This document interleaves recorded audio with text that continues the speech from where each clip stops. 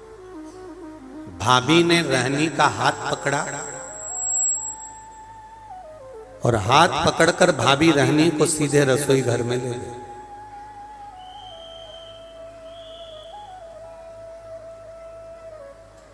और रहनी, सुनो,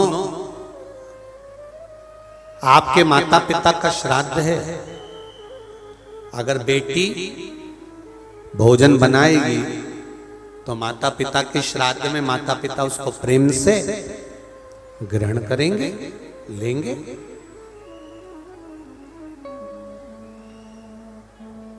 बहुत समझने वाली बात है श्राद्ध पक्ष की। एक निवेदन आप सबसे करना चाहेंगे कि इसको जरा समझिए, इसको जरा जानना कि आप अपने घर में अगर नाना नानी का श्राद्ध कर रहे हो, भोजन बना रहे हो तो ठीक है, पर मायके में जाकर श्राद्ध का भोजन अगर बेटियां बना रही हैं, ससुराल से गई मायके और मायके में जाकर अगर बेटियां भोजन बना रही हैं तो वो श्रेष्ठ नहीं। मायके में जो भाभी हैं, भैया हैं, परिवार है, कुटुंब है, वो भोजन का निर्माण करे तो उसमें सुख का अनुभव होगा। पर भाभी ने कहा, जी भोजन आपको बनाना है क्योंकि आपके माता पिता का श्राद्ध है, तो माता पिता प्रसन्न होंगे, माता पिता को आनंद की अनुभूति होगी, माता पिता आनंद में होंगे। रहनी ने कहा ठीक है, अगर मेरे माता पिता मेरे हाथ का भोजन करना चाहते हैं तो मुझे बनाने में क्या दिक्कत है, मैं बना देती हूं।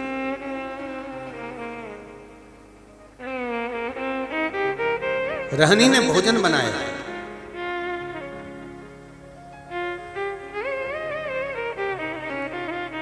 इंतजार कर रही है बेटी,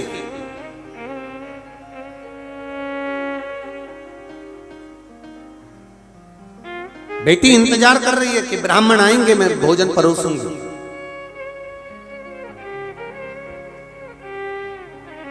और ब्राह्मण आए तो मैं भोजन परोसूं, इसका इंतजार बेटी को हो रहा था। पर रहनी ने देखा ना कोई ब्राह्मण आया, ना कोई संत आया, ना कोई सदगुरु आया, ना कोई वहां भोजन करने के लिए पहुंचा।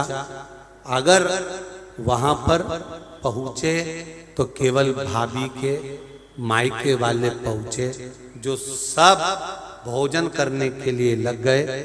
और रहनी से कहा गया कि इन सबको भोजन परोस दिया जाए। भोजन परोसा गया, सबने खाया।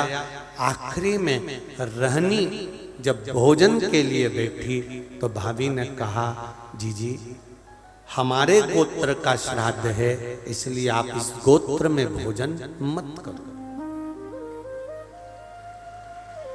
हमारे गोत्र का श्राद्ध है इसलिए आप इसमें भोजन ना करिए। रहनी को उठा दिया गया तो रहनी ने पत्तल जो लगी हुई थी उसको उठाकर कहा, क्या भाभी मैं अपने बच्चों के लिए, क्योंकि वो तो इस घर के भांजा भांजी लगते हैं, क्या उनके लिए भोजन ले जा सकती हूँ? रहनी ने जब पूछा तो भाभी ने कहा, नहीं दीदी, ये जो बचा हुआ भोजन जब एक पत्तल में लग जाता है तो हम इसको बाहर नहीं भेजते, आप रखे रहने दो। माँ रहनी रोती रोती अपने ससुराल पहुंच गई।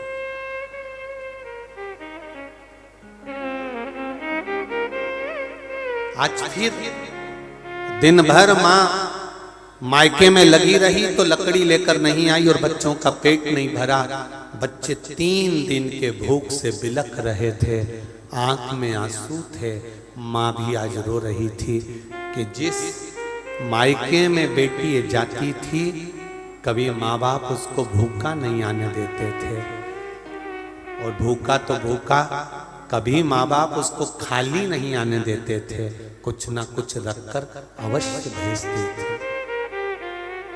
आज वो मायके से भूखी भी गई और कुछ भांजा भांजी के लिए भी नहीं दिया गया। शिव महापुराण की कथा कहती है 3 जगह पर दिया हुआ कभी खाली नहीं जाता। पहला, बहन बेटी को देने से बढ़ता है, घटता नहीं। दूसरा, गौ माता को देने से बढ़ता है, घटता नहीं। और तीसरा, संत ब्राह्मण को देने से बढ़ता है, घटता नहीं। साधु, सन्यासी, तपस्वी, साधक, उपासक जितने मिले संसार में, कहीं परमार्थ का काम करने का मौका मिले तो आप परमार्थ का काम करिए, कुछ अच्छा देने का प्रयास करिए। शिव महापुराण एक बात जरूर कहती है कि बेटी दो सोच समझ कर दो, गौ माता का दान दो या गौ दान दो सोच समझ कर दो, और लक्ष्मी का दान दो तो सोच समझ कर दो कि किसको दे रहे हो, किसको प्रदान कर रहे हो, आपको देखना पड़ेगा। किसको देना चाहते हैं, पकड़ रहा है, किसको दे रहे हो वो स्मरण होना चाहिए। किसी ऐसे भिखारी के कटोरे में पैसा मत डाल देना जो लेकर गया और मदिरा पान में लगा दिया, वैश्यावृत्ति में लगा दिया, जुए में लगा दिया, गलत काम में लगा दिया। लक्ष्मी भी रोती है।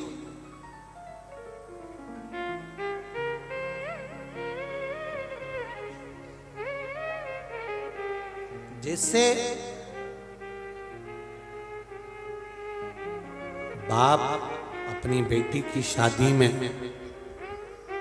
खूब पैसा खर्च करता है, खूब धन लगा देता है, खूब संपदा लगा देता है। और बेटी की शादी में पैसा लगाया, धन लगाया, खूब खर्चा करा, लाखों रुपया, और बेटी विवाह कर कर गई। 20 दिन बाद मालूम पड़ा कि लड़के के साथ, जिस लड़के के साथ बेटी को ब्याया है, वो लड़का तो मदिरा पीता है, नशा करता है, शराब। रात को 2-2, 3-3 बजे तक घर नहीं आता, यहां वहां घूमता रहता है, बेटी का सम्मान नहीं करता, अपमान करता है, गालियां देता है। अब ससुर ने सामान दिया, जब विवाह करा तो नाक का भी दिया, कान का भी दिया, गले का दिया, हाथ का दिया, पांव का दिया, कपड़े दिए, सारे शरीर का सामान जो देना था दिया। उसके बाद में मकान में रखने के लिए sofa set, fridge, cooler, washing machine, drawing, dressing सब दिया, बर्तन भांडे, फ्रिज सब दिया, कूलर वूलर सब दिया, पूरा घर भरा गया। पेटी में कपड़े, रकम से पेटी भरा गई। बाप अपनी बेटी को सारा सामान दिया, खूब दिया। अब 15 दिन बाद मालूम पड़ा कि लड़का शराबी है, लड़का बेकार है, सम्मान नहीं करता, गालियां देता है, लाश से मारता है, 2-2 बजे तक नहीं आता, पी कर पड़ा रहता है। तो 1 महीने बाद वो जमाई जब घर में आया तो अब ससुर 1 रुपया भी देगा उसको? अरे बोलो तो जम के जरा, देगा उसको ऐसे जमाई को?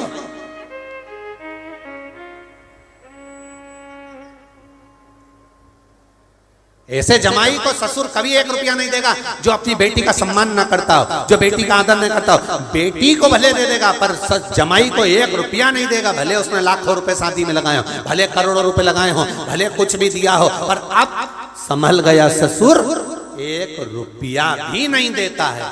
उसी तरह परमात्मा एक बार मनुष्य का शरीर देता है, नाक, आंख, कान, गला, मुख, घर, परिवार सब दिया उसने, और इसको अगर सही जगह नहीं लगाया, सही से नहीं रखा, भजन नहीं किया, स्मरण नहीं किया, तो अगली बार वो ससुर देगा तुमको, जन्म देगा।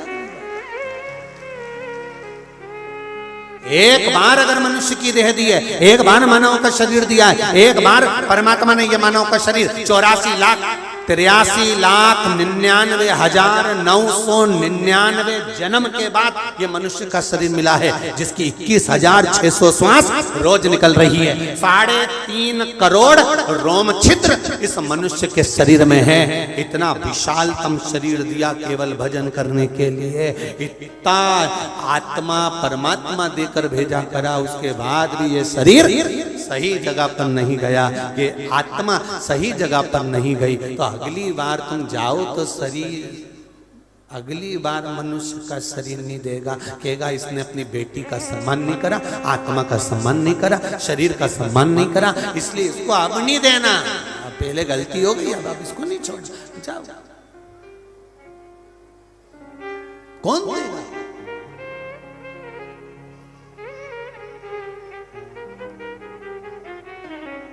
कुछ मत करो मेरी बहनों, मेरी माताओं से निवेदन है, मेरे भाइयों से निवेदन है, नवयुवक बच्चों से, नवयुवक बेटियों से। एक पत्र आया है, देखिए उस पत्र में एक लड़के ने, एक बालक ने लिखा है कि मैं भगवान को नहीं मानता, मैं भगवान को नहीं मानता था, मेरी मम्मी भी मुझको कहती थी तो मैं मंदिर नहीं जाता था। उसने अपना फोटो भी लगाया।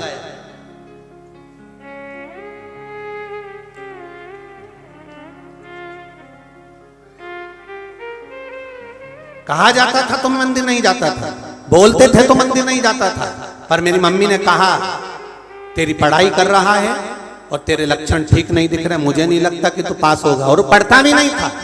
फिर उसने विचार करा तो क्या करूं, माँ ने कहा एक लोटा जल शिव जी को जल चढ़ाना चालू कर, एक बेलपत्र का प्रयोग करना चालू कर, तो लिख कर आया कि नहीं आया, परीक्षा तू देना, रिजल्ट वो बनाएगा, उसके हाथ में है। और उसने अपना फोटो तक लगाकर भेजा है, मैं अंकित गोलू खटीक, मैं अंकित गोलू खटीक, आरोना जिला गुना एमपी से आया हूं, कहीं हो तो हाथ हिलाइएगा, जिनने पत्र भेजा हो या उसके परिवार का कोई हो तो हाथ हिलाइएगा, कहीं बैठे हो तो हाथ हिलाइए। अंकित गोलू खटीक, कहीं बैठे हो तो हाथ हिलाइए। आरोना जिला गुना, गुरुजी श्री शिवाय नमस्तुभ्यम, मेरा बीएससी फाइनल का एग्जाम था, पढ़ाई हो नहीं पाई, आप ही हैं, दोनों हाथ हिला दे एक बार, श्री शिवाय नमस्तुभ्यम, पढ़ाई हो नहीं पाई, विश्वास था नहीं, पर मेरी मम्मी ने, मेरी माँ ने मुझसे कहा एग्जाम देने जा रहा है, प्रत्येक सब्जेक्ट का एग्जाम दे और शहद वाला प्रयोग कर कर जा बेलपत्री पर। मैंने वही प्रयोग करना प्रारंभ करा।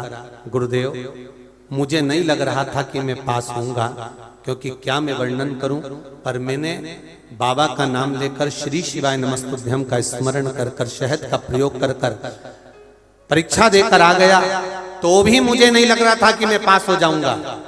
और बाबा की कृपा ऐसी हुई गुरुदेव कि मेरा रिजल्ट आया और पास इन फर्स्ट डिवीजन में पास हुआ हूं। बाबा को धोख लगाने के लिए गुना से आया हूं।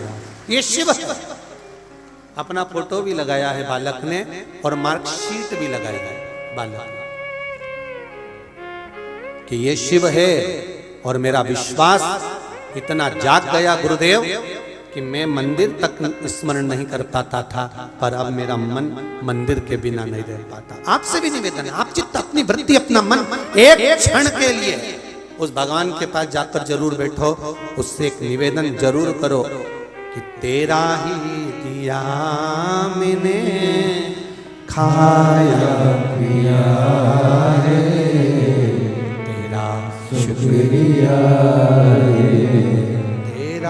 शुक्रिया। उसको निवेदन कर सकते हो, उससे प्रार्थना कर सकते हो, उससे बोल सकते हो, अब कहो उससे। बैठिए। श्री शिवाय नमस्ते। शिव शंकर की कृपा।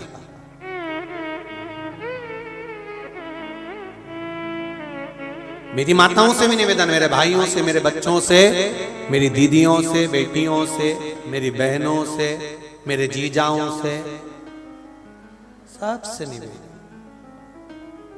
जगदम्बाओं से, भेरुओं से, सबसे। आपके घर के पास जो शंकर जी का मंदिर हो, जो शिवलिंग हो, समय निकाल कर मंदिर में जाकर एक लोटा जल, मंदिर का लोटा नहीं, मंदिर का पानी नहीं, मंदिर का तो नहीं लेते, बोलो बोलो जम के, नहीं लेते ना। घर से लेकर जाओ, घर से लोटा भरकर घर से जल लेकर जाओ। मंदिर का अगर जल ले रहे हो और मंदिर का लोटा उठाया है तो मंदिर की दान पेटी में 1 रुपया डालो। 98 लोटे का किराया, 98 जो पानी भरा पंडित जी ने लाइट का किराया। तो मंदिर का लोटा और पानी उपयोग में लो, वरना अपने घर से भरकर लेकर जाओ। घर से भरकर इसलिए लेकर जाओ क्योंकि घर में 3 दोष होते हैं, पितृदोष, वास्तु दोष और काल सर्प दोष। इन 3 दोष का निवारण घर से जब पानी लेकर जाते हो तो घर में से वास्तु दोष भी समाप्त होता है, पितृदोष भी समाप्त होता है और काल सर्प दोष भी समाप्त होता है। तो घर से लोटा भरकर लेकर जाओ और शिव जी को चढ़ाकर आ जाओ। थोड़ा सा जल उस लोटे में वापिस कलश में झेल कर लेकर आओ। घर का हर व्यक्ति उसका आचमन करे। अगर घर में कुछ दिक्कत आ रही है तो थोड़ा जल छीट दो, एक बेलपत्री। अगर एक माता ने लिखा है कि कई साल से बीपी और शुगर थी,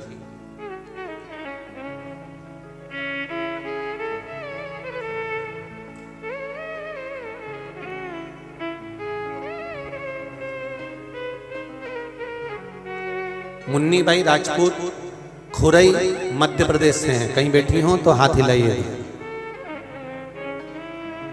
मुन्नी भाई राजपूत खुरई मध्य प्रदेश से कहीं बैठी हो तो हाथ जरूर हिलाएं। आपने पत्र में लिखा है,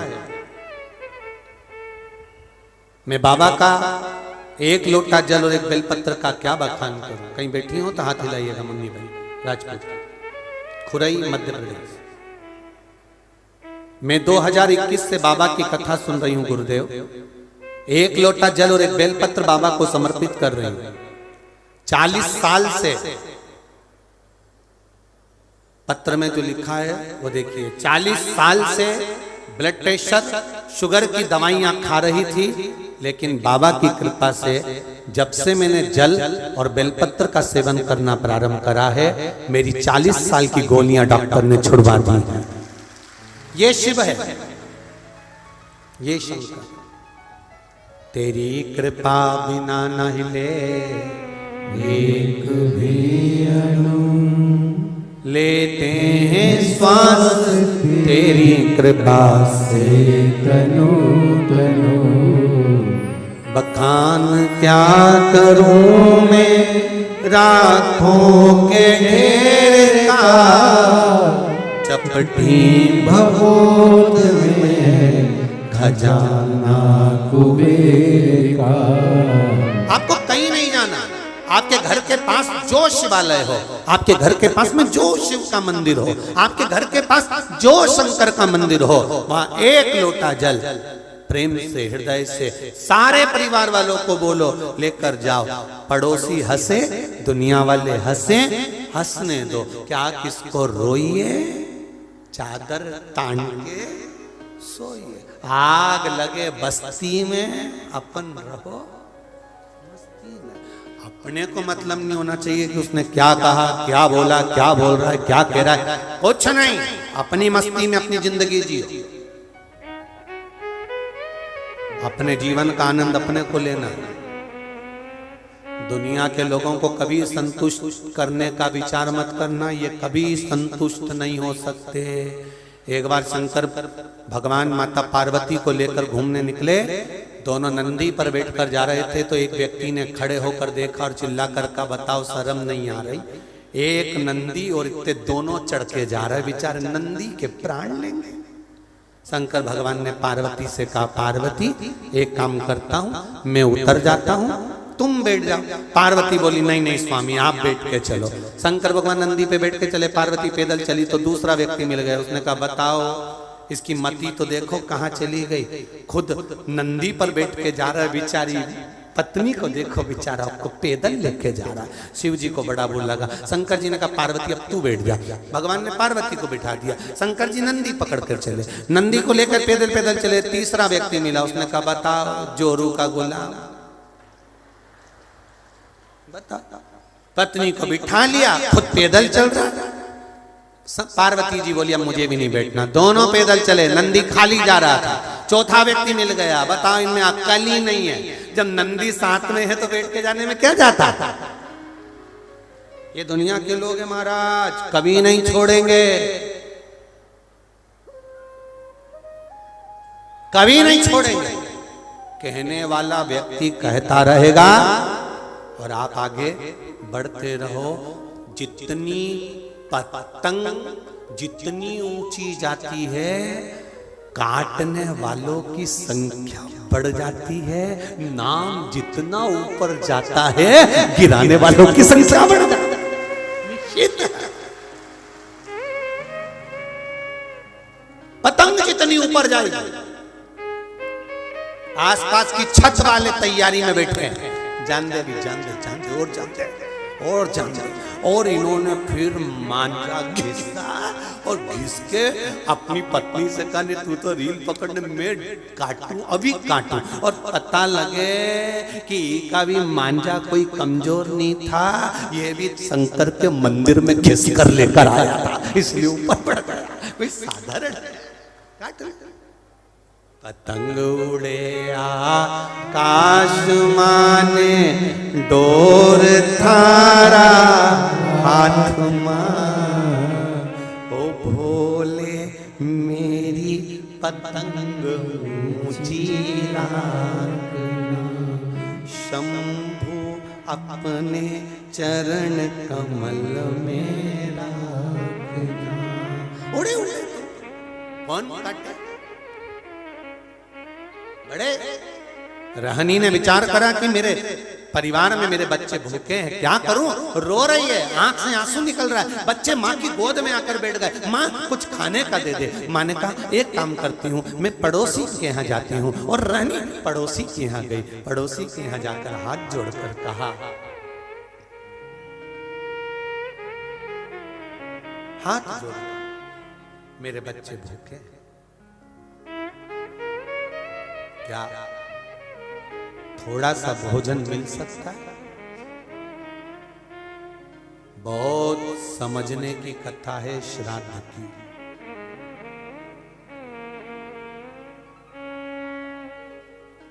खाए हुए व्यक्ति को खूब खिला दो, तुम्हारी तारीफ नहीं करेगा।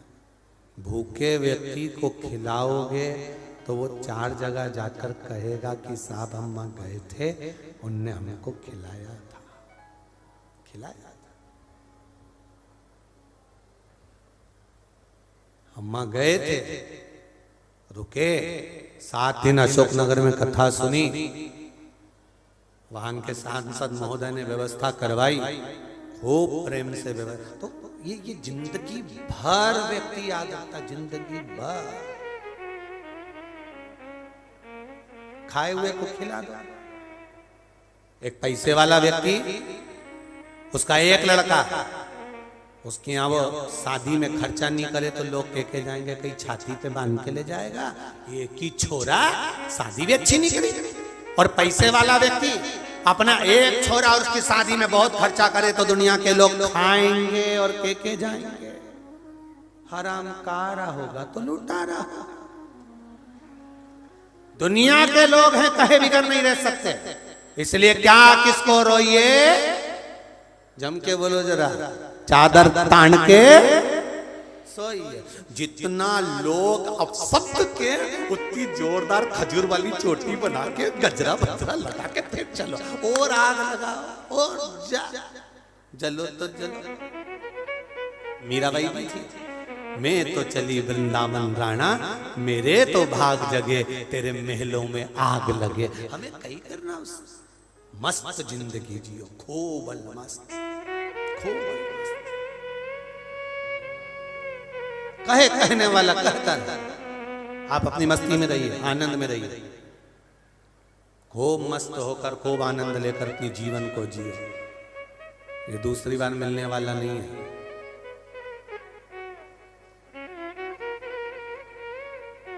और मिल भी गया तो शिव महापुराण मिलने वाली नहीं है, बहुत कठिन है।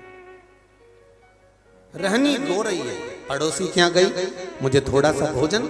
शिव महापुराण की कथा कहती है श्राद्ध में भोजन किसको कराना चाहिए।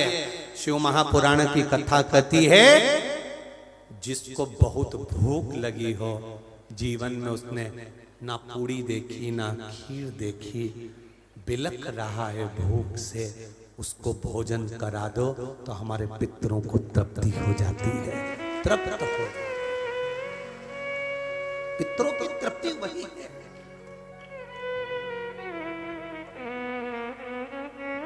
हमने सालासर जी की कथा में कहा था तर्पण शिव महापुराण की कथा अशोक नगर में हो रही है, और जितने लोग कथा सुन रहे हैं अपने अपने पूर्वजों के लिए, अपने अपने अधोगति में, कोई कुंवारी अवस्था में मर गया, कोई गर्भ में मर गया, कोई 4 महीने का किसी नारी का गर्भ गिर गया, किसी का 6 महीने का गिर गया, किसी का बच्चा बड़ा होकर जन्म लेकर प्राण छूट गए, कोई कोरोना में मर गया, कोई अधोगति में मर गया, कोई एक्सीडेंट में मर गया। जितने लोग कथा श्रवण कर रहे हैं और जितने जितने दूर तक इस शिव महापुराण के शब्द को पहुंचाया जा रहा है, ये निश्चित है आप अपने पूर्वजों के लिए श्राद्ध करे ना करे, ब्राह्मण भोज करे ना करे, संत भोज करे ना करे, पर आप 7 दिन की शिव महापुराण की कथा पूरी सुनिए और 25 तारीख को कथा पूर्ण होगी। और 25 तारीख को आप सीओर फोन लगाकर पूछना कि 25 तारीख को वहां सुबह से लेकर रात तक जितने भी साधारण से साधारण भक्तों के लिए भंडारा प्रसाद सुबह से शाम तक चला कि नहीं चला।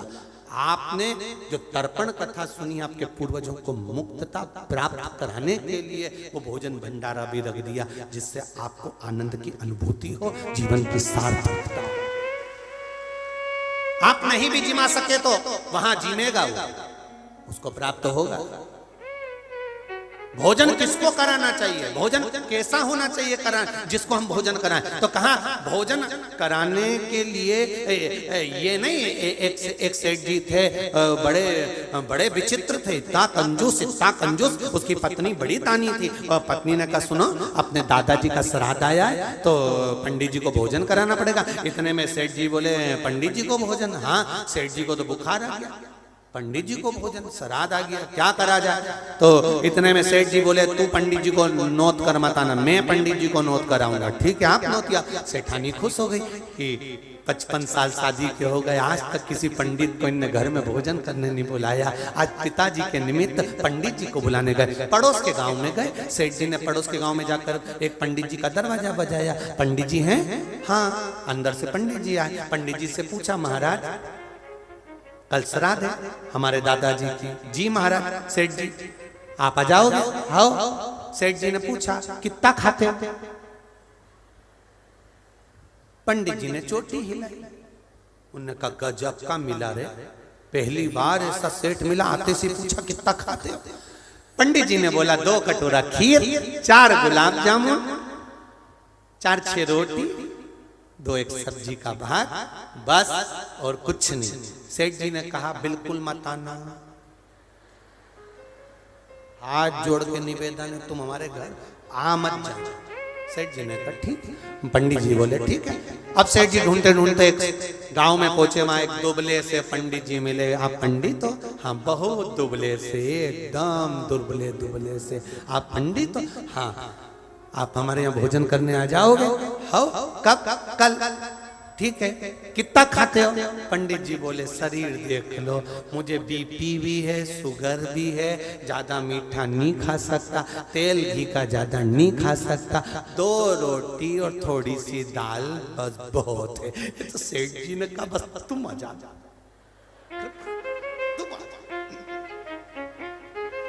अब पंडित जी दूसरे दिन भोजन करने जाने लगे।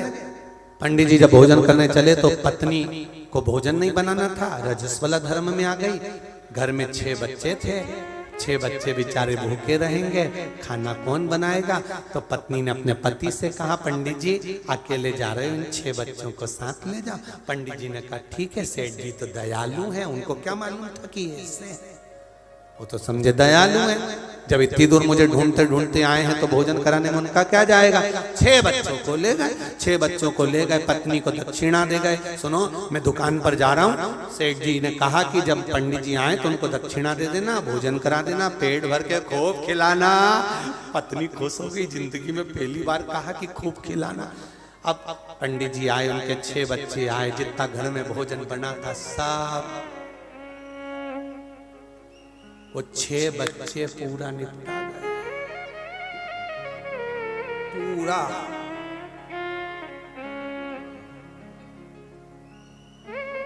पंडित जी ने कहा, सेठानी जी कुछ घर में बचा है थोड़ा बहुत, 2 पूड़ी बची है, सब्जी नहीं बची है, वो टिफिन में रख दो, पंडितायन जी को बनाना नहीं है, ले जाओ। वो भी रख के दे दिया, दक्षिणा दे दी। दोपहर में पति आया, सेठ जी ने आवाज लगाई, सेठानी को सुनती हो, भोजन लाओ। सेठानी बोली, एक पूड़ी नहीं बची है घर में। तो क्या, पंडित जी तो बहुत कम खाते थे। नहीं बेचारा, पंडित जी ने तो बहुत कम खाया, पर उनके साथ में वो 6 बच्चे आए थे। 6 बच्चे, हाँ। सेठ जी के तो कांटे से खून ने उठाया डंडा, और डंडा उठा के सीधे पंडित जी के यहाँ गए। और जैसे ही पंडित जी के यहाँ गए, पंडित जी की पत्नी कह रही है, क्यों कांप रहे हो तुम, थर थर थर थर कांप रहे हो। पंडित जी बोले, वो सेठ जी बहुत कंजूस था, वो आएगा भी मेरे को मार के जाएगा। पत्नी बोली, तुम्हें तो अक्ल नहीं रत्ती भर की, जितने पंडित होते हैं इनकी पंडितायन बहुत चतुर होती है, तुम में रत्ती भर की अकल नहीं है। एक काम करो, आन दो सेठ जी को, तुम बस एक सामने पलंग डाला है ना, खटिया, इस पलंग पर तुम सो जाओ और चद्दर ओढ़ के सो जाओ, बाकी के मैं सब निपट लूंगी। और जैसे ही सेठ जी आए, दरवाजा बजाया और पंडित जी ने चद्दर ओढ़ के सो गए। इतने में सेठानी ने जाके दरवाजा खोला, रोती रोती गई, आग लग जाए बस सेठ को, ना जाने क्या खवा दिया, खा के आते से मेरा पति निपट गया, पति मर गया। अब तो मैं राजा के पास जाऊंगी, इसको जेल में पटकवाऊंगी और इसको ऐसी सजा दिलवाऊंगी। इतने में सेठ जी बोले, पंडित आयन जी हाथ जोड़ो, ये 20,000 धर लो, किसी से मत कहना, किसी से मत कहना। तू ही था। पंडित आयन ने गिरबान पकड़ी सेठ जी। सेठ जी बोले, 10,000 और दे देता। हाथ चुपचाप सेठ जी निकल के चले गए। पंडित आयन ने पंडित जी से कहा, उठ जा, उठ जा। पंडित जी उठ के बैठे। इसलिए शिव महापुराण की कथा कह रही है, महंगा रोए एक बार, सस्ता ऐसा ढूंढ के मत लाना, सस्ता सा कि बार बार रोना पड़े, इसलिए महंगा ढूंढ लो, चल जाएगा। 1-2-4 रोटी ज्यादा खाता, 2-4 पूड़ी ज्यादा खाता, 2-4 गुलाब जामुन ज्यादा खाता, और पंडित तो दमदार आता ना। पर सस्ता ढूंढाने की कोई नहीं खाए, कुछ जो जितना बचाने की कोशिश करता है उसका उतना बर्बाद होते चले जाता है। इसलिए थोड़ा थोड़ा समझदारी। रहनी पड़ोसी के यहाँ गई, कुछ भोजन हो तो दे दो। पड़ोसी ने कहा कि भोजन तो था, पर अब भी हमने गाय माता को दे दिया, अब भोजन बचा। रहनी रो रही, रहनी की आंख में जल जा रहा, और रहनी रोती रोती आंखों में जल भरी हुई घर पहुंच गई। बच्चे बिलख पड़े, मां भूख लगी। बच्चे बिलख रहे थे। भाई रहू गया जी में जो पिंडदान कर रहा था, जैसे ही पिंड बनाए, पिंड सारे के साले जितने थे वो काले पड़ गए। उसमें काली तिल भी नहीं डाली तो भी काले पड़ गए। पिंडदान करा, पंडित जी से पूछा ब्राह्मण देवता, मैंने पिंडदान करा, पर ये पिंड जो बनाए गए हैं ये सारे के सारे काले पड़ गए हैं, इन पिंड का काला पड़ना क्या कारण? ये पिंड काले क्यों पड़ गए?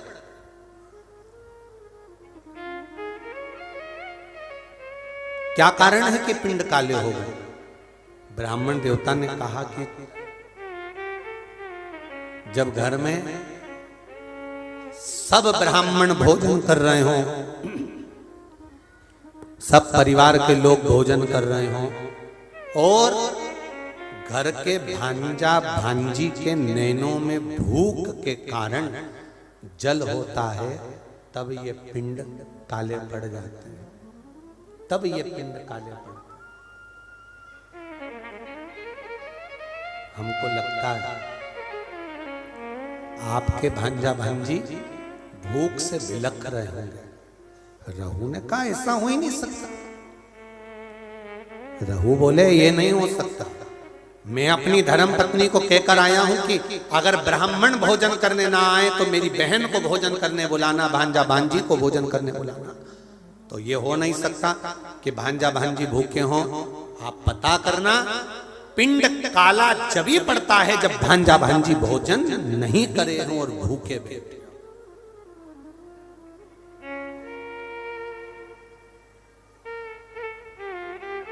महाराज शिव महापुराण की कथा यहां तक कहती है, अगर आपके घर में ब्राह्मण भोजन करने आए हैं और अगर घर में बहन बेटियां हैं, भांजा भांजी हैं, तो इंतजार मत करना कि ब्राह्मण उठेंगे इसके बाद हम भांजा भांजी को भोजन देंगे।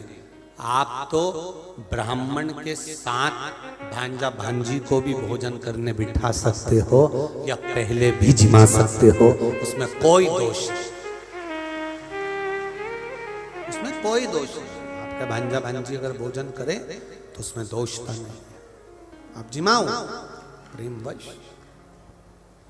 यहां पर भांजा भांजी को बुलाते कि नहीं बुलाते? बोलो तो सही जरा, अशोक नगर वाले बुलाते हैं? नहीं बुलाते और खुद ही खा जाते हैं कि बुलाते बुलाते? हाँ ठीक है, फिर तो ठीक है। और जिसके यहाँ भांजा भांजी को नहीं बुलाए तो कल पत्र में लिख के भेज देना, मैं नाम यहां से बोल दूंगा, ठीक है? ये ऐसे मामा भी हैं जो ना बुलाए, ठीक है? बुलाना चाहिए। रहनी के बच्चे भूखे बिलख रहे, रहू को रहा नहीं गया, गया जी का पिंड कर कर रहू सीधे घर पहुंचा। घर में जाकर पत्नी से पूछा, क्यों मेरी बहन आई थी? हाँ। ना मानो तो पूछ लो सभी से, बहन आई थी कि नहीं आई थी? सबने कह दिया आई थी, रहनी आई थी। हाँ, तो इसको लगा कि रहनी आई थी तो बच्चे भी आए होंगे, इसने नहीं पूछा। घर गया बहन के, दीदी, ओ दीदी। हाँ भैया, वीरा क्या हो गया? दीदी, जिस दिन मैं पिंडदान करने के लिए गया था, जिस दिन मैंने पिंड दिया, उस दिन तेरे बच्चे क्या भूखे थे बहन? क्या तेरे बच्चे भूखे थे? रहनी भाई के गले लगकर रो पड़ी, भैया केवल बच्चे ही नहीं, तेरी बहन भी तेरे दरवाजे से भूखी आई है। रो पड़ी, आंखों में जल भरा था। तू चिंता मत कर बहन, मेरे माता पिता और इन भांजा भांजी के नाना नानी का श्राद्ध अब इस घर में करना। मैं विश्वास से कहता हूं बहन कि पितृदेव कृपा जरूर करेंगे। कर भैया, भोजन होता तो मैं अपने बच्चों को ना करा देती, तो क्यों चिंता करता? कल मैं भोजन भेजूंगा, तू श्राद्ध की तैयारी कर। तैयारी श्राद्ध की। भाई ने एक बैलगाड़ी में सामान भरवाया, भेजने लगे।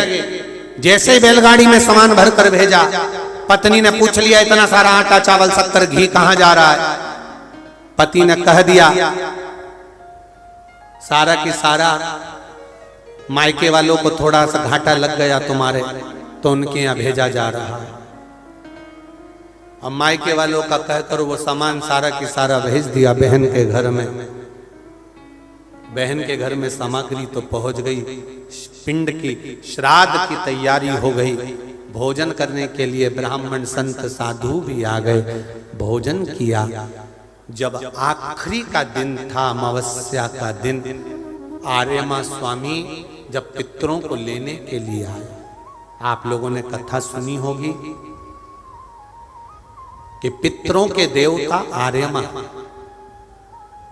जो कौए पर बैठते हैं और कौए पर बैठकर 16 श्राद्ध में 16 दिन आर्यमा स्वामी पितरों को पितृलोक चंद्रलोक से ऊपर पितृलोक से लेकर निकलते हैं। जैसे आपके यहाँ चतुर्थी का श्राद्ध है तो चतुर्थी के श्राद्ध वाले दिन जितने भी चतुर्थी के श्राद्ध वाले हैं सब जगह पर पितरों को भेजते हैं, उनकी छतों पर छोड़कर आते हैं। फिर 7 दिन तक श्राद्ध वाले 16 दिन तक पितृ पूरी पृथ्वी पर मृत्यु लोक में भ्रमण करते हैं, श्राद्ध का भोजन करते हैं। एकम का श्राद्ध जिसका होता है उसको भेजते, दूज का जिसको भेजते, तीज का जिसको भेजते। इनको लेकर उस दिन वापिस नहीं जाते, इनको अमावस्या वाले दिन लेकर जाते। 16 दिन श्राद्ध के पूर्वज पितृलोक छोड़कर चंद्रलोक छोड़कर मृत्यु लोक में रहते, भ्रमण करते रहते।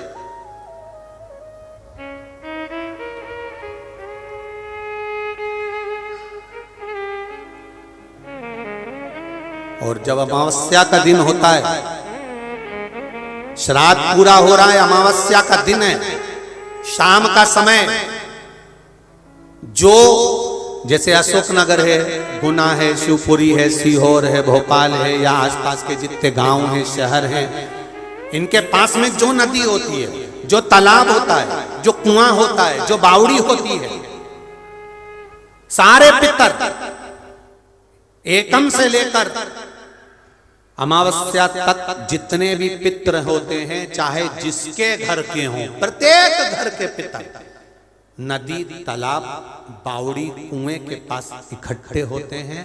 क्योंकि पितर 16 दिन भोजन ग्रहण करने के बाद अमावस्या के दिन पानी पीने के लिए गांव की बावड़ी, तालाब, कुआं, नदी पर जाते हैं और वहां पानी का आचमन कर कर हाथ में जल लेते हैं। आर्यमा स्वामी कहते हैं कि जिसने आपको भोजन कराया है, जिसने आपको आमंत्रित करा है, जिसने आपको बुलाकर सम्मान दिया है, आप अपने पुण्य उनके खाते में दीजिए।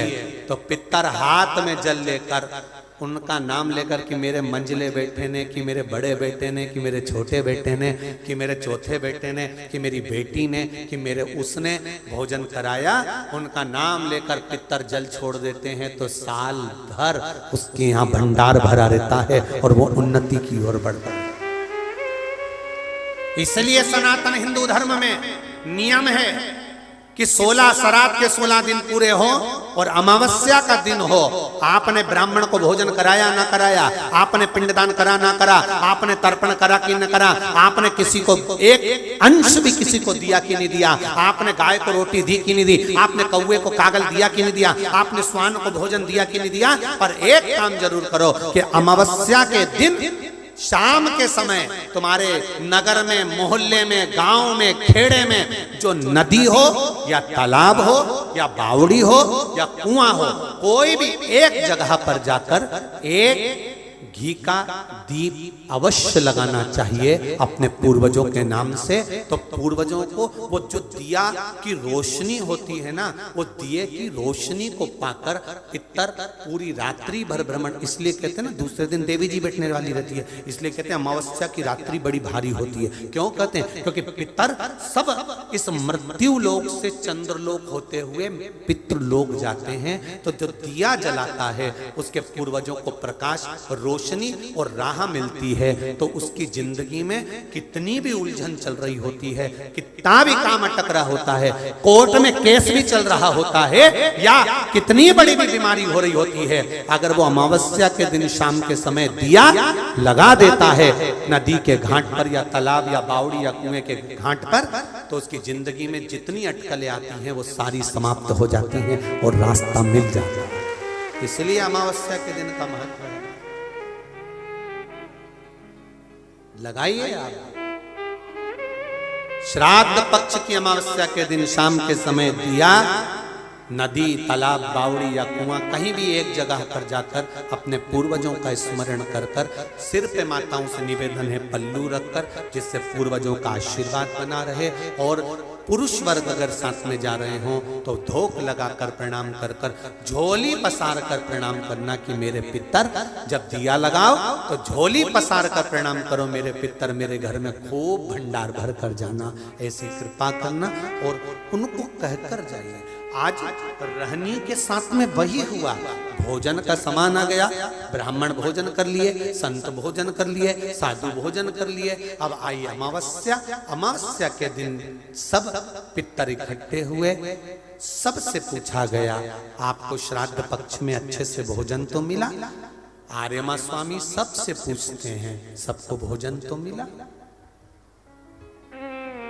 सबसे पूछा।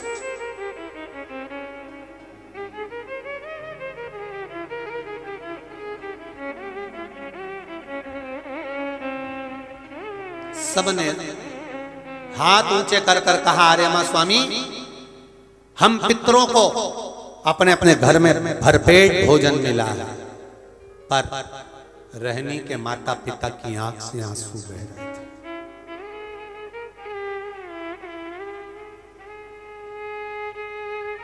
रहनी कि माता पिता की आंख से आंसू बह रहे हैं। रहनी के माता पिता रो रहे थे तो पूछा, पितरों के स्वामी आर्यमा ने, क्या बात है आप रो रहे हो? आपकी आंख में से आंसू गिर रहे हैं, क्या हुआ? क्यों रो रहे हो? किस लिए रो रहे हो? रोने का कारण क्या है? कहा,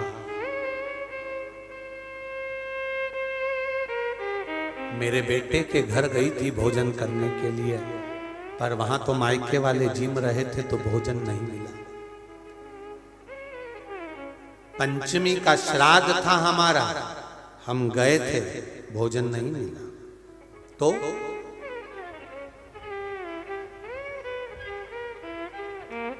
श्राद्ध पक्ष में पितरों को छोड़ा जाता है, भोजन मिला तो ठीक है, नहीं मिला पितर चले जाते।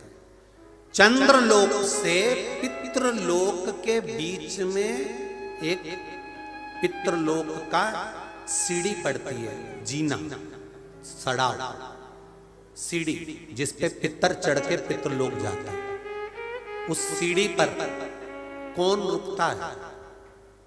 उस सीढ़ी पर पितृलोक में जाते समय कौन रुकता है? तर्पण शिव महापुराण की कथा कर रही है कि पंचमी का श्राद्ध था, पितर आए पर आपके यहां पर उनको भोजन नहीं मिला। वो पंचमी के दिन का श्राद्ध नहीं जीम पाए, चले गए। पितृलोक की सीढ़ी पर जाकर बैठ जाते हैं। अंदर जो पितर जाते हैं, वो पितर जब अंदर जाते हैं, जाने के बाद बात करते करते जाते हैं कि हमारे बेटे ने हमको खीर खिलाई, हमको पूड़ी खिलाई, और उनके मुख से जो राल टपकती है, तो जो पितर भूखे रह जाते हैं वो पूरा साल उनकी राल को चाटते हैं और बद्दुआ देते हैं कि हमारे बेटे 5 5 4 4 3 3 2 2 इतने बेटे और हमको भूखा छोड़ दिया। तो वो बद्दुआ देते हैं, जिसके कारणवश पितृदोष होता है। और फिर ब्राह्मण देवता कहते हैं कि ये पितृदोष हो गया। पितृदोष क्यों हुआ? क्योंकि वो भूखे रहे। इसीलिए तो ये तर्पण शिव महापुराण की कथा के बाद जितने लोग कथा सुन रहे हैं, आप भोजन कराएं ना कराएं, पर आपके पूर्वजों के लिए, आपके पितरों के लिए, आपके आहूतों के लिए, आपके वासुकों के लिए, जो अधोगति में मर गए उनके लिए कुबेरेश्वर धाम सीहोर में अमावस्या के दिन सुबह से शाम तक प्रसाद रहे। केवल उनके कि ये जीव की गति हो जाए। जितने सुन रहे हैं, भूल से भी अगर ने भोजन नहीं कराया तो उनको गति प्राप्त हो, कैसे भी उनको मिल जाए, उनको प्राप्त हो। और अमावस्या के दिन 25 तारीख को कथा का विराम है, इसलिए 25 तारीख को हम सब, आप और हम, उन पितरों से विनय भी करेंगे, निवेदन भी करेंगे। और आपसे कहेंगे कि 2 चावल का दाना आप अपने पूर्वजों के पितरों के स्थान का स्मरण कर कर या परिंदा या मटके का स्मरण कर कर छत पर डाल दे, उसका स्मरण रहे, मिले उसका। तुम रो रहे हो? हाँ, मेरे बेटों ने भोजन नहीं कराया मुझको। मेरा बेटा चले गया था गया का पिंड करने के लिए, बहू को कह गया था कि भोजन करा देना, पर भोजन नहीं मिला मुझको। फिर हमारी तिथि निकल गई। मेरा बेटा आया, बहन के घर बेटी के घर में उसने भोजन बनवाया तो हमारे निमित्तार्थ भोजन कराया। तो रो क्यों रहे हो? तुम्हें अमावस्या के दिन भोजन तो मिला ना, तुम्हें रोने का जरूरत क्या है? क्यों रो रहे हो? पितर कह रहे हैं, रो इसलिए रहे हैं कि बेटी के घर का खाया है। अगर शास्त्र कहता है कि बेटी के यहाँ का खा लो तो बैकुंठ निवास नहीं मिलता, तो हमें क्या निवास मिलेगा? शिव महापुराण की एक बात अच्छे से सुन लेना। अगर बेटी कमा रही है, बेटी समझदार है, आपने बेटी को अपने पांव पर खड़ा करा है और बेटी में विद्वत्ता है, और बेटी अगर कमा रही है, समझदार है, उसको कमाने के लायक तुमने बना दिया, या बेटी का घर तुमने अच्छा ढूंढा, जमाई अच्छा ढूंढा, लड़का अच्छा ढूंढा जो बेटी को स्नेहवश रखता है, तो ऐसी बेटी के घर का खा भी लोगे तो नरक नहीं जाओगे। बेटी प्रसन्नता में खिलाती, बेटी प्रसन्नता में खिलाती।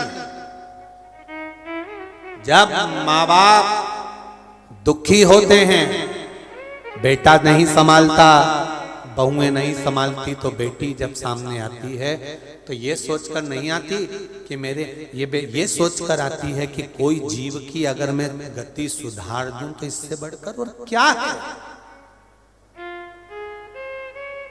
बेटी के घर का भोजन, हाँ मैंने किया है, तो मैं पितृलोक में कैसे, किसको मुंह दिखाऊंगी? मैं पितृलोक में कैसे जाऊंगी? कहा आर्यमा स्वामी ने, घबराओ मती, तुम्हारी बेटी के घर में तुमने भोजन किया है, पर बेटी के घर में भोजन किया तो वो भोजन तुम्हारे बेटे ने ही भेजा था, बस धर्म पत्नी को नहीं बताया था, पहुंचा तो था, चिंता ना करिए। बेटी के घर में श्राद्ध हुआ है तो भांजा भांजी ने नाना नानी का श्राद्ध करा है। सनातन हिंदू धर्म में जब गया जी में पिंड देने जाते हो, तर्पण करने जाते हो, पिंडदान करने जाते हो, तिलांजलि करने जाते हो, तो आज भी सनातन हिंदू धर्म में माता पिता के नाम के साथ में, दादा दादी के नाम के साथ में पूछा जाता है नाना नानी का नाम। बोलो सही है कि गलत है? नाना नानी का नाम बोलिए, पर नाना नानी का नाम बोलिए, वहां बुलाया जाता है। नाना नानी के घर का भी अगर भांजा भांजी अगर कर रहे हैं, श्राद्ध पक्ष मिलेगा अवश्य। तो क्या हमें भोजन मिला है? हाँ, हम आशीर्वाद दे दें? रुको, रहनी शाम के समय दिया लगाने आई है उसके बच्चों को लेकर, कुछ ऐसा दे देना, कुछ ऐसा दे देना कि रहनी को लकड़ी नहीं बेचना पड़े और बच्चों को भूखा नहीं देना पड़े। पितृ मेरा एक निवेदन आपसे भी है, ठेला चलाने वाला, ऑटो चलाने वाला, गाड़ी चलाने वाला, कबाड़ा बेचने वाला, भिक्षा मांगने वाला, एक गरीब से गरीब भी व्यक्ति एक घी का दिया अगर अमावस्या के दिन शाम के समय नदी, तालाब या बावड़ी के स्थान पर, घाट पर लगा दे श्राद्ध पक्ष में, अगली जब श्राद्ध आए तो बताना जरूर पत्र लिखकर कि पितरों ने भंडार भरा कि नहीं भरा, दिया कि नहीं दिया, देते हैं कि नहीं देते, ये जरूर बता। अगली बार जहाँ कथा रहे तो आ जाना आप भी बताने के लिए अशोकनगर वालों की हमने। और जितने सुन रहे हैं भारत की भूमि पर, जितने देश विदेश में बैठकर कथा सुन रहे हैं, सब स्मरण करो और सबको सूचना दो कि श्राद्ध पक्ष की अमावस्या को शाम के समय पर दिया लगाने का फल क्या होता है। इस क्लिप को काट कर जनमानस तक भेजिए कि उसका लाभ क्या है, उसका फल क्या है, प्राप्त हो। किसी को मार्ग बता देने पर भी फल की प्राप्ति होती है भाई। हमारे यहाँ तो यहां तक कहा, एक वकील केस हार कर खड़ा था और कोई एक बेचारा गांव का व्यक्ति आकर खड़ा होकर पूछ लिया, वकील साहब ए काले कोट वाले भैया मेरे बेटे का पता बता दो। और वकील ने केवल कह दिया हट चल यहां से। वकील केस हार गया था, गुस्सा आ रहा था, उसने भगाया। गांव के व्यक्ति को लगा इधर कहा है वकील सामने, तो यहीं चले जाता। वकील साहब के कहने पर गांव का व्यक्ति उधर गया तो कहीं शिव महापुराण की कथा हो रही थी, उसमें जाके बैठ गया। कथा पूरी सुन ली।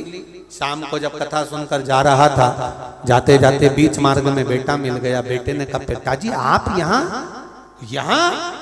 हाँ बेटा। और बेटा उठाकर उसको ले गया।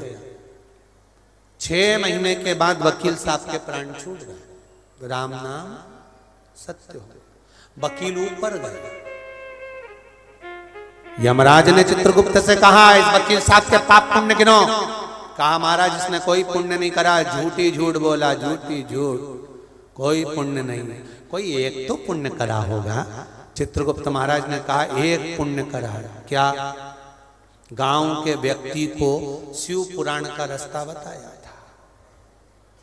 तो यमराज बोले रास्ता नहीं दिखाया था, केस हार कर खड़ा था तो भगाया था। चित्रगुप्त महाराज बोले भले भगाया पर इशारा तो वहीं का करा था ना, जहां शिव पुराण हो रही थी। इशारा तो वहीं का करा है। तो आप बताओ क्या करना है? धर्मराज ने कहा एक काम करो, इसने शिव महापुराण का रास्ता बताया तो इसको वैकुंठ का रास्ता बता दो। वैकुंठ का रास्ता, बस मार्ग प्रशस्त हो जाता। रहनी शाम को दिया लेकर पहुंची। रहनी शाम को दिया लेकर पहुंची घाट पर, जहां पर पितर जल का प्रतीक्षा कर रहे थे, पानी पीने की तैयारी में थे। और पितर पानी का आचमन कर रहे थे। आर्यमा स्वामी ने आवाज लगाई, चलिए। चलने की तैयारी करिए और अपने अपने घर के बच्चों को, जिन जिन के यहाँ पर भोजन करा है, उनको आशीर्वाद प्रदान करिए। चलिए। रहनी आंख में आंसू भरी, कितना भी दुख हो, कितनी भी तकलीफ,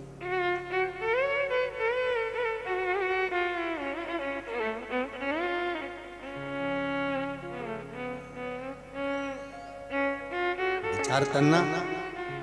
ब्रह्मा जी ने सृष्टि की रचना करी थी और सृष्टि की रचना करते करते ब्रह्मदेव ने सृष्टि की रचना करी, पितर भी बनाए। पितरों का स्थान ब्रह्मा जी बनाना भूल गए थे। पितरों का स्थान ब्रह्मा जी बैठे थे और पीठ से पितरों का निर्माण कर दिया। शंकर जी ने आकर पूछा ब्रह्मा जी क्या कर रहे हो? ब्रह्मा जी बोले मैंने किन्नर बनाए, नाग बनाए, गंधर्व बनाए, सब कुछ बनाए, इन पितरों का स्थान कहां बनाऊं? तब शंकर भगवान ने कहा जिस कैलाश पर्वत पर मैं बैठता हूं और मेरे मस्तक पर जो चंद्रमा विराजमान होता है, उस चंद्र का चंद्रलोक मेरा ही लोक है। उस चंद्रलोक के ऊपर पितरों का स्थान बना दो। ब्रह्मा जी ने कहा यदि मैं पितरों का स्थान चंद्रलोक के ऊपर बनाऊंगा तो आपको कष्ट होगा। भोलेनाथ आपको कष्ट होगा। शंकर भगवान कहते हैं सुनो ब्रह्मदेव, मृत्यु लोक में शिव मंदिर के अंदर शिवालय में जो जलाधारी टांगी जाएगी, जो जलाधारी शिवालय में टांगी जाएगी, और उस जलाधारी में मेरी 5 बेटियां विराजमान होगी, जया, विषहरा, श्यामली बारी, दौतली, देव। उस जलाधारी में मेरी 5 बेटियां रहेंगी, पर जो संसार का मनुष्य उस जलाधारी में जल डालेगा, वो जल मेरे माध्यम से पितृलोक में पहुंच जाएगा। उस जलाधारी के जल की महत्वता। कई लोग कहते हैं कि श्राद्ध में ही तर्पण किया जाता है, कई लोग कहते हैं श्राद्ध पक्ष में तर्पण किया जाता है, कई लोग कहते हैं कि श्राद्ध पक्ष के अंतर्गत ही तर्पण का महत्व है। अरे भाई, बड़े बड़े यज्ञ अनुष्ठान, बड़े बड़े जो उपासना होती है, उसमें भी तर्पण आदि का क्रम होता है, उसमें भी पितरों का स्मरण होता है। और शिव मंदिर में जो जलाधारी बंदी होती है, उस जलाधारी में जब जल हम चढ़ाते हैं, तो ऐसा कोई दिन नहीं होता कि हमारे पूर्वजों को जल नहीं मिलता। आप शंकर के मंदिर में जलाधारी में भी 1 लोटा पानी अगर चढ़ा रहे हैं, तो वो हमारे पूर्वजों को मिलता है और उसका आशीर्वाद हमको प्राप्त होता ही है, ये निश्चित है। सारी समस्या का हल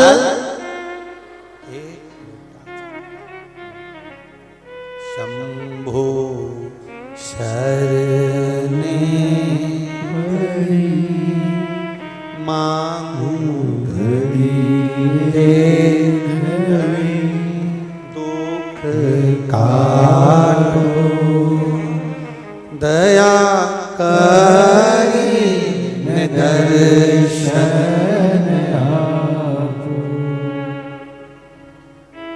तेरी सेवा में जल ले आई, उसे मछली भी झूठा कराई।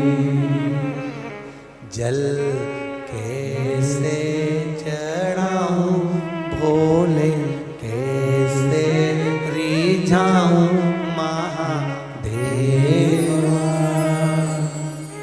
भोले, कैसे करूं तेरी सेवा। बड़ा मुश्किल है इस संसार सागर से निकल। रहनी आई, रहनी ने आकर दीप अपने बच्चों से कहा, आप लगाओ दिया, दीप लगाओ।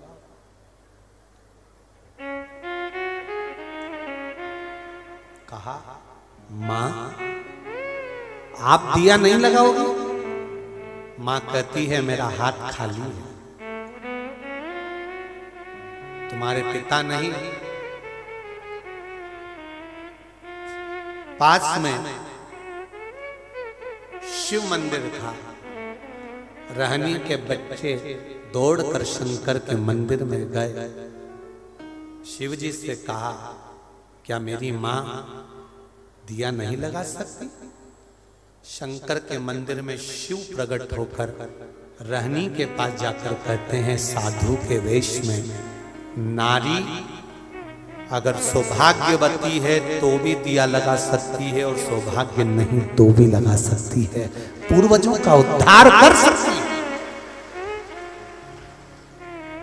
पितरों के उद्धार के लिए ये नहीं देखा जाता कि ये भोजन बनाएगी कि नहीं बनाएगी, वो बनाएगी कि नहीं बनाएगी, वो करेगी कि नहीं। नहीं नहीं, पितरों के उद्धार के लिए आप छोटे हो, बड़े हो, मंझले हो, संजले हो, जो भी हो, शिव की कृपा पर है। देखो, रहनी ने दिया लगाया, नाना नानी ने आशीर्वाद दिया, हमको भोजन मिला है। एक छोटा सा मट्टी का मटका बेटी के हाथ में पकड़ा दिया। इस मटके में से तू जब जब शिव का नाम लेकर कुछ निकालेगी, निकलता जाएगा। बेटी ने उस मटके में से सबसे पहले घाट पर जिस मंदिर में दर्शन करा था और जो संत मिला था, उसको देने के लिए कहा, हे पितृदेव, हे शिव, हे ओघड़दानी, कुछ दक्षिणा देना है। उसमें से सोने की मुद्रा निकली और बाबा को देकर विदा किया है। वो मटका, मेरा विश्वास कहता है, शिव महापुराण की कथा पर विश्वास कहता है अमावस्या के दिन श्राद्ध पक्ष की जो अमावस्या है, जो 25 तारीख को आने वाली है, उस श्राद्ध पक्ष की अमावस्या के दिन जो नदी, तालाब, बावड़ी, कुआं किसी भी एक जगह पर अपने पूर्वजों का नाम लेकर शाम के समय पर दिया लगाएगा, ये मेरा विश्वास कहता है उसके लिए कुबेर भंडारी भंडार जरूर भरेगा, पितृ भंडार जरूर भरेंगे, ये निश्चित वो देगा। शाम के समय लगा उस दिए को पानी में विसर्जन नहीं करना, उस दिए को केवल घाट पर लगाना, पानी के अंदर नहीं डालना, विसर्जन नहीं, घाट पर लगाता। ऐसे मेरे ओघड़दानी रहनी को एक खंडा प्राप्त हुआ, शिव के नाम से, पितरों के नाम से उसमें स्मरण करने लगा। समय आया और आगे वर्णन आता है, सती मैया जो जलकर भस्म हुई थी, हिमालय राज की यहाँ पर प्रकट हुई और वही पार्वती के नाम से विख्यात होकर शिव जी के साथ में माता पार्वती का मंगल विवाह हुआ है। आज की कथा में शंकर पार्वती पधार रहे हैं। मंगल विवाह पार्वती के साथ हुआ। ये पार्वती कौन थी? पितरों की कितनी लड़कियां थी? पितृ